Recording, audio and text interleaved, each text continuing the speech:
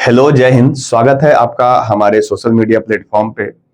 यदि आप फेसबुक पे देख रहे हैं तो हमारा ये फेसबुक पेज जो है आप लाइक कर सकते हैं, इसको फॉलो कर सकते हैं। और यदि आप यूट्यूब चैनल पे देख रहे हैं तो आप हमारे चैनल को सब्सक्राइब कर सकते हैं, क्योंकि हमेशा ही हम अपने चैनल पे आपका भेजा हुआ जो सवाल होता है उसे डिस्कस करते हैं, सो डैट कि आपका जो फ्यूचर में और एग्जाम है उस एग्जाम में आप अच्छे स्कोर कर सकें। यहाँ पे देखिए एक सवाल व्हाट्सएप पे बच्चों ने पूछा है। ये जो सवाल है आपका आरआरबी एएलपी 2026 का, यानी इस साल का ये सवाल पूछा हुआ है। ये एग्जैक्ट सवाल आया था और ये जो हीरा वाला क्वेश्चन है ये कई दफा आपके रेलवे में ऐसा सवाल पूछा गया है और एसएससी वाले एग्जाम में भी पूछा गया है और हमेशा इस तरह का सवाल आता है। तो आप इस वीडियो से इस सवाल का जो पूरा पैटर्न है उसको समझ सकते हैं और आने वाला जो आपका आगामी एग्जाम होगा उसमें अगर ये सवाल आता है तो आप अपना 1 नंबर सिक्योर कर सकते हैं।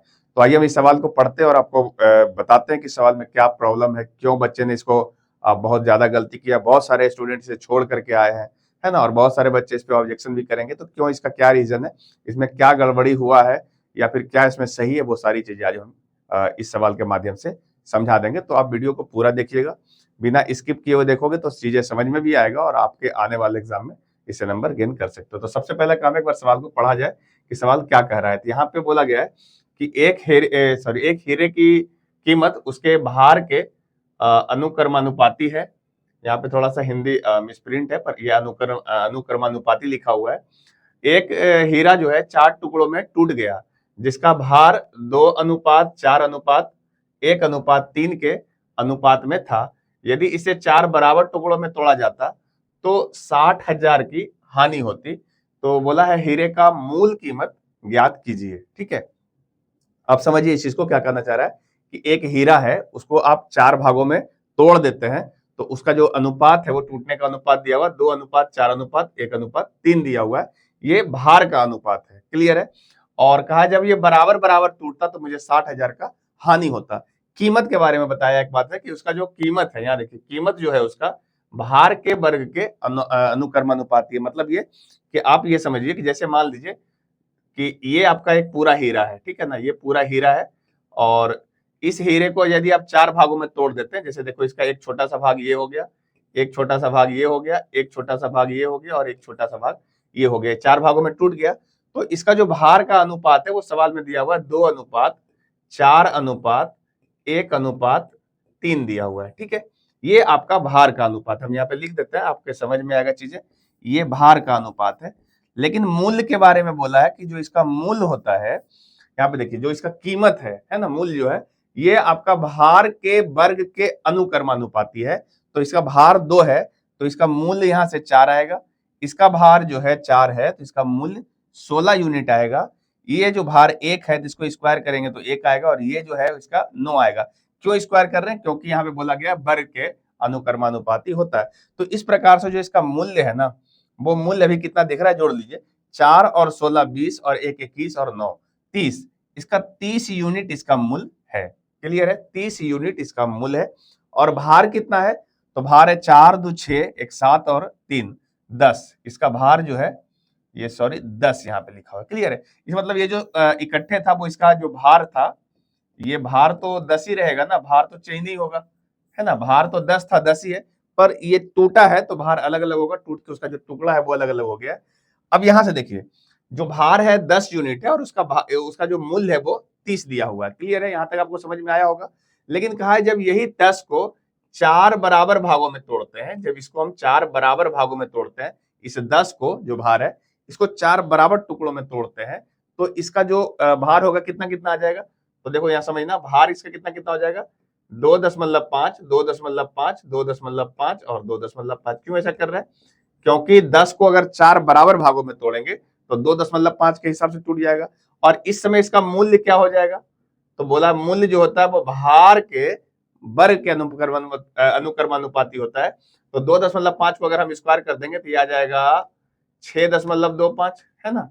ये भी आ जाएगा 6.25, ये भी आ जाएगा 6.25 और ये भी आ जाएगा 6.25। क्लियर है। इस तरीके से इसका जो मूल्य है इसको आप गुना कर लो, इसको अब 6.25 को 4 से डायरेक्ट गुना कर लोगे तो ये आपका आ जाता है 25 यूनिट। क्लियर है, 25 यूनिट इसका मूल्य है।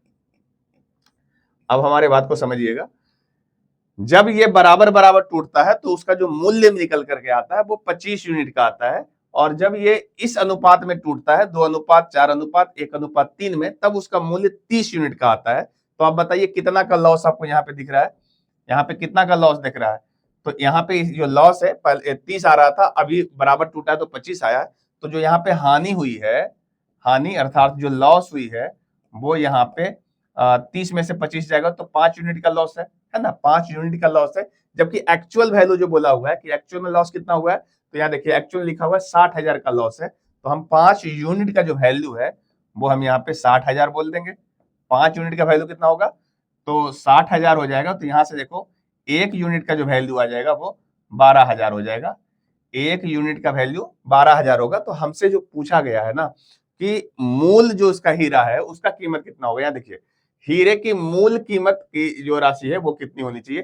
तो मूल का भार कितना है, मूल भार है 10, है ना, मूल भार कितना है 10 है, और इस 10 का जो कीमत होगा ना वो मूल्य उसका क्या हो जाता है, कीमत क्या हो जाता है, तो वर्ग का अनुक्रमानुपाती होता है। तो 10 का वर्ग करेंगे तो ये 100 यूनिट आएगा। 100 यूनिट इसका मूल कीमत है। 100 यूनिट क्या है, इसका मूल्य कीमत है, कीमत है। क्लियर है। अब यहां से देखिए एक इक्विवेलेंट आया है 12,000, तो क्या हम 100 इक्विवेलेंट निकाल सकते हैं। तो 100 इक्विवेलेंट आ जाएगा, 100 इक्विवेलेंट आ जाएगा 1,20,000। ठीक है, 1,00,000 और ये देखिए 20,000, है ना। 1,20,000 जो है इसका मूल्य कीमत होगा, यही इसका सही जवाब होना चाहिए इस सवाल के हिसाब से। लेकिन जब आप ऑप्शन चेक करोगे ना, तो पहला ऑप्शन देखिए 75,000 दिया है, फिर 78,000 दिया है, फिर 80,000 दिया है, फिर 82,000 दिया है। तो इसमें से कोई भी आपका ऑप्शन सही मैच नहीं कर रहा है। ठीक है, जबकि जो रेलवे ने है वो 80,000 इसका आंसर दिया हुआ है। पर अभी जो ये सवाल है, इस सवाल के लैंग्वेज के हिसाब से 1,20,000 सही जवाब होना चाहिए। लेकिन ऐसा क्यों हुआ, ये 80,000 क्यों दिया, क्या इसमें मिस्टेक है। तो आइए इसको हम करेक्ट करके देखते हैं कि इसमें क्या चीजें होता तो 80,000 इसका आंसर आ जाता। देखिए, पर मैं ये नहीं कह रहा हूं, इस सवाल के हिसाब से इसका जवाब 1,20,000 ही होना चाहिए। अब ये जो सवाल यहाँ पे कर दिया है ना, वो कुछ इस तरीके से कर दिया होगा कि देखिए यहाँ पे जो ये लिखा है ना कि जो 60,000 की हानि है, यहाँ देखिए यदि इसे 4 बराबर टुकड़ों में तोड़ा जाता तो मूल हीरा जो है, मूल कीमत जो है उससे 60,000 का लॉस हो जाता। अगर ये कह देता तो आपका आंसर आ जाता। फिर समझिए क्या होता, मूल कीमत से 60,000 का लॉस हो जाता। क्लियर है। अगर हम बराबर बराबर भागों में तोड़ देते और मूल कीमत से 60,000 का लॉस हो जाता तो आंसर 80,000 आ जाता। आइए हम इसको बना के चेक करते हैं हम क्या करना चाह रहे हैं। देखिए, ये कहना क्या चाह रहा हूं कि जैसे मान लीजिए ये आपका मूल हीरा है ना, और इसको हम लोग 4 भागों में तोड़ दिए थे। आपको रेशियो याद होगा, अगर नहीं याद है तो आप एक बार देख लीजिए रेशियो कितना था, 2 4 1 3। ठीक है, 2 4 1 3, 2 4 1 और 3। इस हिसाब से इसका जो वजन आ रहा है, ये वजन आपका आ रहा है, सॉरी 10 का, है ना। इसका वजन कितना आ रहा है, 10 यूनिट का इसका वजन है। तो ये जो आपका हीरा है ना, ये तो आपका 10 यूनिट का ही होगा ना। ठीक है, तो इसका जो मूल्य होगा, 10 यूनिट का मूल्य क्या होना चाहिए, तो 10 यूनिट का मूल्य 100 होना चाहिए, 100 यूनिट यानी 100 रुपया आप बोल सकते हो, है ना। और यदि बराबर बराबर टूटता है ना, तो बराबर बराबर जब टूटता है तब उसका जो मूल्य आया था, अभी आपने जस्ट निकाला था, जब बराबर बराबर टूटता है तो मूल्य कितना आया था, 25 यूनिट ना। आपको फिर से एक बार देखना होगा, देखिए पीछे आपने निकाला है कि जब बराबर बराबर टूटा था, या देखिए जब बराबर बराबर टूटा था तो उसका मूल्य कितना आया था, 25 यूनिट, है ना। तो अगर हम मूल से इसका लॉस करते ना, मूल जो कीमत था उसका, हीरे का जो मूल कीमत था टूटने से पहले, यानी 10 यूनिट का जो कीमत था वो 100 यूनिट था, और अब अगर 25 यूनिट आ रहा है तो इस हिसाब से 75 यूनिट का लॉस मिल रहा है। ठीक है ना, 75 यूनिट का लॉस मिल रहा है। और इसी 75 यूनिट का अगर हम सही वैल्यू बोल दें 60,000 है, तो आप देखो यहाँ से 1 यूनिट का जो वैल्यू होगा वो 80 से कट जाएगा, 80 हो जाएगा।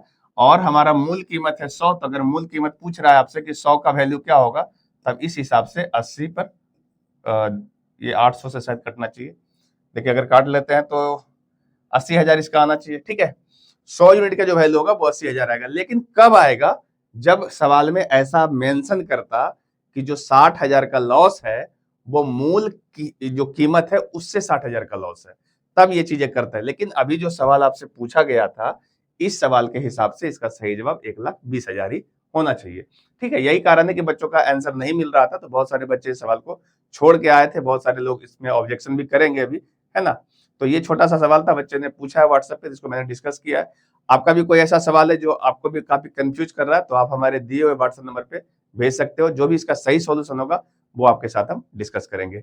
चैनल पे नए हो तो आपसे रिक्वेस्ट है, चैनल को सब्सक्राइब करना, अपने फ्रेंड सर्कल में शेयर कर दो, सो डेट कि और बच्चों का जो सवाल है वो मेरे पास पहुंच सके, हम लोग उसका डिस्कस कर सके।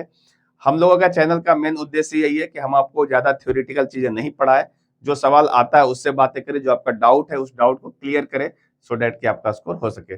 चलिए मिलते हैं किसी और वीडियो में, तब तक के लिए जय हिंद।